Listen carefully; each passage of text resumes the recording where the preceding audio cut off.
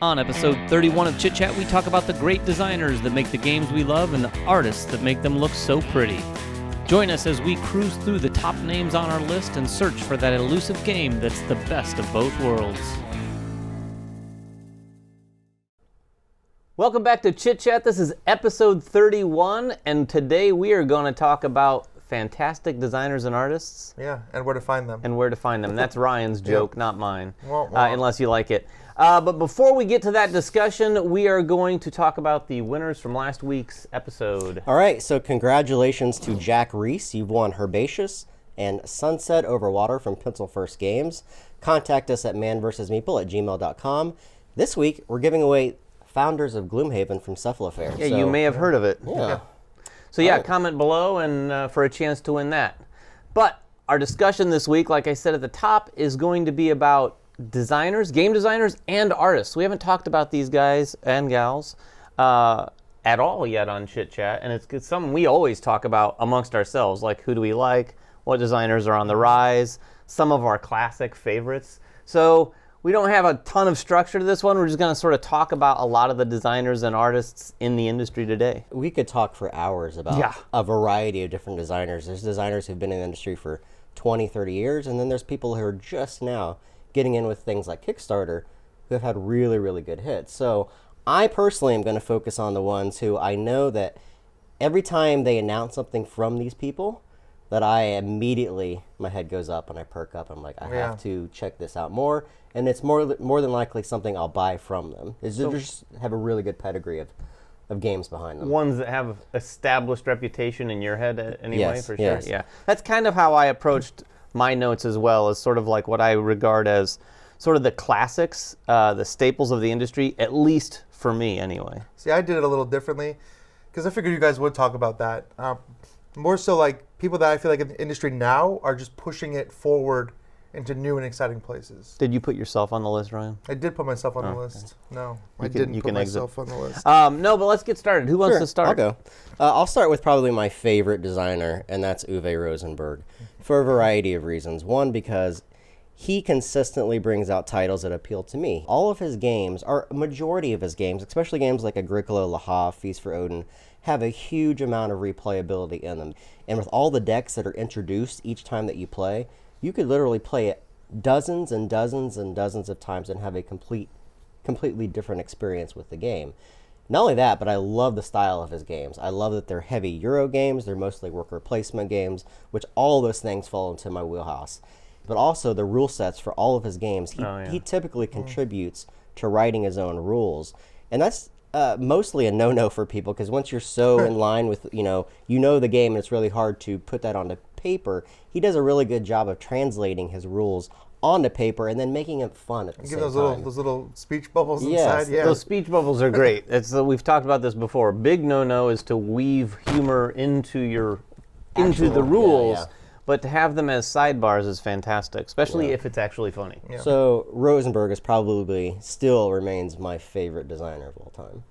Are we okay if we bounce around between artists and designers? Yeah, so let's do speaking of Rosenberg, he's not on my list, although I do love his games. But speaking of Feast for Odin specifically, one of the artists that you and I have been talking about a lot recently is Dennis Lohausen. And this guy doesn't have the name doesn't just come to mind when you're talking about the big artists, but this guy has done some of the best games, at least for us. Yeah. He's done a lot of work. He did Feast for Odin, which I hadn't really looked too closely at that artwork, but I assumed since it was a Uwe game that it was probably Clemens Franz, but I didn't really, when you look at it now, I'm like, what was I thinking? Because it doesn't look anything like that. But I became familiar with this guy's art with Voyages of Marco Polo. More recently, he did the artwork for Quacks of Quedlinburg, which, we looked at that box and the components and thought, we really like this. And then we realized that it was the guy who did Marco Polo. If you look at some of the characters, it looks a lot like that same art style. Plus, he uses a ton of color, which, particularly for Euros, I appreciate, because as we all know, Euros have traditionally been dry and like 8 shades of beige. Yeah. That is not, for sure. Yeah. And you see the same thing in Marco Polo and some of the other games. So I love it. When it comes to Euros, this is the art that I want. I 100% agree with that, but let's not forget who you also mentioned, Clemens Franz. Yeah. He is a traditionalist Euro artist, and I love the stuff he's done. His art says Euro. His art says Euro, and every time I see his art, I immediately, again, it's one of those things I look at and I go, this is probably a game I'm going to enjoy because he fastens himself to people that design those style of games that I enjoy. So you're talking about, old school Euro designers or like artists. I'm going to flip it to the opposite. Somebody that I think is known for like these deeply thematic game experiences, and that's Mr. Cunnington. And that artwork is some of, I think, the best, the most exciting artwork I've seen in a long time. I mean, they did the boards for Brass, for Title Blades. There is a transition going on for sure from the traditional, what we consider traditional looking Euro games to some of the ones like Brass that you mentioned. Yeah. Title Blades, which has Euro mechanisms in it, but it looks very fanciful and colorful and bright. And that's a good trend. I think we've all agreed on that. That we like that style of them going from just the dry looking, heavy agricultural look of older style games to this new style. Yeah, for sure. Speaking of Cunnington, that's the kind of art that appeals to me in general. And I probably would have listed someone like that first. Another one that comes to mind, and now we're off on an artist. Yeah, we're on art. How do we get to art? Sorry, designers. We'll get back to you in a second. But Manny Tremblay of Dice Throne. Right? Yeah. That art is probably, in and of itself, forget board games for a second. His art, in and of itself, and Jesse LeBay from Certifiable Studios, too. Yeah. Very similar art styles. Fantastic art, in my opinion. I'd love to see that on as many games as possible. But as I was putting this list together, I thought of the Euros. And once upon a time, I thought, it'd be cool to have art like that in a Euro. Right. But then I see what Dennis has done with his stuff, and I'm like, you know what? No, that to me is what I want in a Euro. I don't know that I want a Euro to go totally crazy with sort of like, really high color, fanciful artwork. But the Dennis stuff is really good. But Manny and Jesse both really fantastic art. Let's get back to designers and come back to artists. Who do you have for a designer? Right? So the person I think, like I said earlier, that I think is pushing the industry to new places, and that's Rob Daviau. And I think with this whole legacy game movement, he was kind of like the grandfather of this legacy games movement, and he is constantly pushing forward not only legacy games, period, but just his own designs just are getting better and better with every new game he comes out. Going through the pandemics, going through Betrayal Legacy, these games are fantastic, and I think if he keeps this trend up, Pandemic Season 3 is going to be mind-blowing. Oh, sure. Betrayal broke some ground as far as what I consider to be a fantastic legacy game. Not only that, but his contributions, Daviau's contributions to a number of other things, especially what he's been doing with restoration games, taking older titles and then redoing them for modern gamers like Fireball Island. He contributed to that, and it looks stunning on the table. Not my style of game, but that's going to appeal to a huge audience of people. Well, the Dark Tower coming out. Dark Tower coming out, Dark Tower, and even what they did with Stop Thief. It made it a much better game. Absolutely. It's really, really cool what they're doing. Designer? I already did Rosenberg. I have a couple other ones. I'll mention Alexander Pfister is probably my second favorite designer of all time. Mombasa, Blackout Hong Kong, Isle of Skye, Great Western Trail, and a number of other fantastic games. He has zero misses for me so far as a designer. I absolutely love everything that he does. Again, he's one of those designers, the moment I see that he announces something, I immediately perk up and want to take a closer look. Yeah, I didn't even need to play Blackout to know that it was going to be one of my games of the year, and guess what? It ended up being amazing. Yeah, Blackout's great. Great Western Trail is probably my first really big love of his. I never played, and still haven't played, like Broom Service. Isle of Skye, I guess. It was Isle of Skye. Isle of Skye is probably the that first game. one that I really got into. But like we said, there's a ton of designers we could talk to, so we're just kind of going through as many as that come to our minds.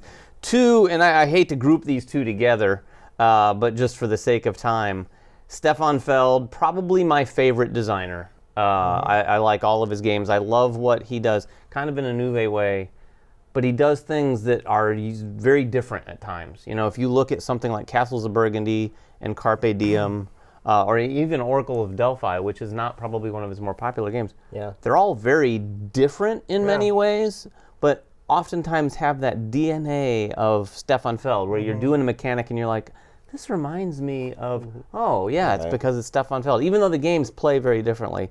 And then Bruno Catala, maybe tied with Stefan Feld as my favorite designer. Five Tribes still one of my all-time favorite games. I can't imagine Five Tribes will never be on my top 10 for sure. Oh yeah, Five Tribes easily one of my favorite games. I've got two other I'll just briefly mention. One is the Italian group of designers, namely Name them. namely Simone Luciani, Newton Lorenzo, Marco Polo, Grand Austria Hotel, a variety of other games. Again, those fall into my wheelhouse. The same style of games that I like from Rosenberg, those guys deliver the same style of games consistently year after year. And the last one I'll mention is Richard Garfield, who... What's he done? You're right. I mean, Magic the Gathering is now 25 years old and remains the best CCG probably ever created. It still has a consistent user base. But not only that, he's done Robo Rally, Netrunner, which in my opinion is another really good, if not better game than Magic overall. Bunny Kingdom, which falls into the board game. Oh, I totally forgot about that. And then this year he has Keyforge, which is getting a lot of accolades from players. And then Artifact, which just released on Steam, which is a really unique competitor to Oh, he's involved with Artifact. He did Artifact. I did not realize that. Yeah. Wow. So, I mean, he's having a resurgence, and he has great range. He's doing board games. He's doing CCGs. He's doing electronic stuff. He's doing the unique stuff with Fantasy Flight. That's a good point. That the breadth of what he's doing is pretty amazing. That's true. I didn't even think of the board games. I mean, King of Tokyo too, right? King of Tokyo. I mean, these are like remains in a consistent gateway game for a lot of people. Right. Massive games. All right, so I want to talk about somebody else that I think is pushing the industry forward and doing some cool new things, and that's Nikki Valens, who did the second edition of Mansions of Madness, which took a game that I liked but couldn't really play into a game that hits the table all the time, and just consistently delivers a solid narrative experience, as well as Legacy of Dragonholt, which was completely... Did you play that finally? Or no, I've only a little bit. I haven't finished it. So good. But and that pushes, I mean, the genre forward in places. Who would have ever thought that board gamers would be just clamoring for a game like Legacy of Dragonholt?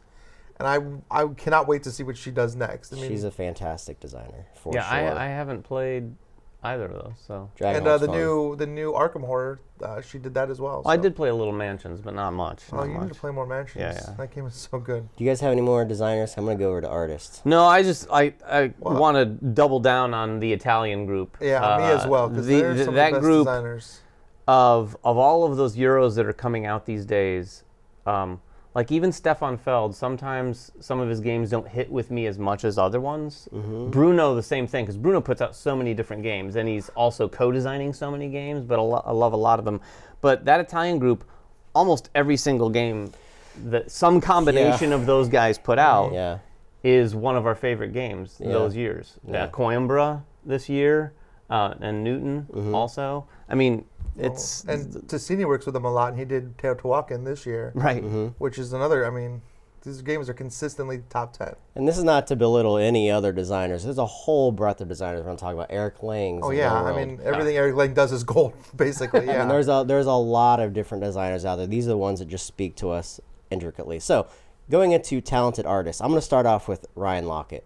I believe there's a lot of artists who create things for board games, but I believe that Ryan Lockett is one of those people that creates worlds. Like, he's very consistent across all of his games. It's the same look for all of his style games, which means they all kind of tie in together. And they're so beautiful. He does design, board game design. He does the production. He does the art. He does the graphic design. The writing, extremely talented individual, and all of his games look really, really good. Yeah, I can't. Can anyone think of another person in the industry that does everything for their games? I'm sure there's people that do them all, but not consistently like he does year after year. Yeah, not to mention he's self-published. I mean, you mentioned Jesse earlier. He's the publisher too. Jesse does a lot of his own art for his games. That's true. Well, Jesse and has a hand in a lot of the design. Well, I think for me, one of the artists I'm always consistently looking forward to their games is Beth Sobel, who she does like just this gorgeous, almost like photorealistic artwork. I mean, she can cover a variety of styles, but like you see a cover and you're like, that cover just looks like a painting, and it's probably Beth that did that. And she has a style for sure. Yeah. That's the one thing I think about artists that makes a big difference. Just like when you hear a classic singer. Yeah. And you hear their voice, and there's no one else who has that style or that special something in their voice. And you can look at a lot of artists, and not to move away from Beth, but another one that falls in that category is the Miko. Yeah, like, the Miko's great. Oh, yeah. His art, you know it's when it's his art. It has a very similar thread, and he's done some stuff that's slightly different. So it doesn't all look exactly the same, but there's a little something about that. And I don't know if you guys, I'm sure you guys follow him on Facebook, but he had been posting a couple months ago a bunch of Marvel art that he was just doing. Saw that. I think is just a fun, like side, Yeah, you know, but I would love for pastime. somebody to make a game just on that artwork. I messaged him. I said, we need to find you right. a game with a Marvel license so you can do it, because it was so cool, the Miko style art with the Marvel characters. I'm going to mention one that you're probably not going to know who this is. Xavier Guineffe-Durin. Oh, yeah, I do. I recognize the name. He's on my list, and he I is? can pronounce Okay. that name more than I can pronounce the other one. It's Nade, right? Nade. Yeah. So this guy is, I don't typically like all the games that he does art for, Lords of Zidit, Big Book of Madness, to Kaido, Yeah. but the big one is Seasons, Yeah. which has stunning, all of them have stunning artwork, but that's an artist that you look at and you're like, this guy has the exact kind of style that I enjoy. Manny's art Manny is has that. quite similar, So does actually. Jesse in a little bit. Yeah, they're all very have the same- similar, and they have that nice shine to them. Yeah. Like there's a real glow to the artwork. Yeah. I will give Xavier credit for, if there is one artist that got me into modern day board gaming, it's him. Yeah. From Because Seasons? from Seasons. Because when I saw Seasons, it was the first example for me anyway, where I was like, wow, I didn't know board games would look like this, with this style of art and the characters and the cards. Just gorgeous, completely in my wheelhouse. Seasons is also one of my top games and probably forever will be. Right. And I got one more artist I want to talk about who's kind of come out of nowhere and is now everywhere, and that's Quan Chai. His art is so good, and it just feels very unique, Oh yeah, Now- more style. very stylistic. You know, you think you kind of know what he can do, and you look at some titles, and you're like, oh, this is definitely him. But then I see some other games, I'm like, oh, who did this art? I flip it over, it's him, like Cryptid. I Yeah. never would have guessed that he did the artwork for Cryptid. And some of the other games that are coming out, I mean, he just has an incredible amount of range. And I just think any product he does is going to look good. Yeah. Same thing with like Ian O'Toole and Vincent Dutrait, all of those guys. Yeah. Oh They yeah, do again, really good like art. we said, you when you see the art, you're like, oh, I think this is the Ian O'Toole. Ian O'Toole does something like Pipeline when you're like, yeah. that's just crazy cool. I have one final shout out, and this is not for a artist, it's for a company, and that's Fantasy Flight Games. And I think that no matter how much you like their business or like their games or their designs, their mechanisms, they are consistent. Every single game that they produce looks gorgeous, from Mansions to Madness to Fury of Dracula to all the rune stuff that they have created on their own. They just look really good. They speak to their audience year after year, and they know how to procure the right artists, because they use a whole variety. I mean, they have to use a ton of artists to produce all the materials that they publish year after year, but they just look good, like all the Destiny cards and all of the LCGs that they do. It's just beautiful artwork. Yeah, I would have to guess they probably employ more artists, whether employees or on contract, than any other game publisher. Right. Just because of all the cards, for all the different games they do. Right. But yeah, you're right. Like their games, even their boxes, they all have a level of polish to them. Absolutely. Like there's never one that's like, whoa, what were they thinking here? I mean, Right. it looks really, really professionally done. Yeah. There's so many good designers, so many good artists. There is, and there will be more next year, right? Because Yeah. with the Kickstarter and everything, like you said early, there's these people that come out of nowhere, and even not on Kickstarter. Look at Wolfgang Warsch last year or this year. Who I'd never heard of him before this year, and now, and how many games did he publish this year that everyone's playing? I mean, look at Roxley. We started Man Yeah. vs. Meeple 2 years ago, and they were just as new as we were. Yeah. Look at the wild ride they've I enjoyed. know. They're another one of those companies that employs the right graphic designers and the right artists to make all their product just beautiful. Santorini and brass and Dice Throne, as you mentioned Yeah. earlier.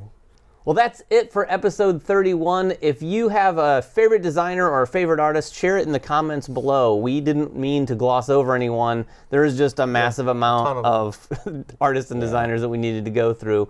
So share that in the comments below. Maybe you get a chance to win a game. Check us out on Facebook, follow us on Twitter, all of that, and we will check you guys out next time. Well, that's another episode of Chit Chat in the Bag. Thanks for watching. If you want to check out another one, there's probably one right over here in the bottom left-hand corner. Or probably your right-hand corner. Whatever corner, we have something to click on. So click on one of these things and good things will happen.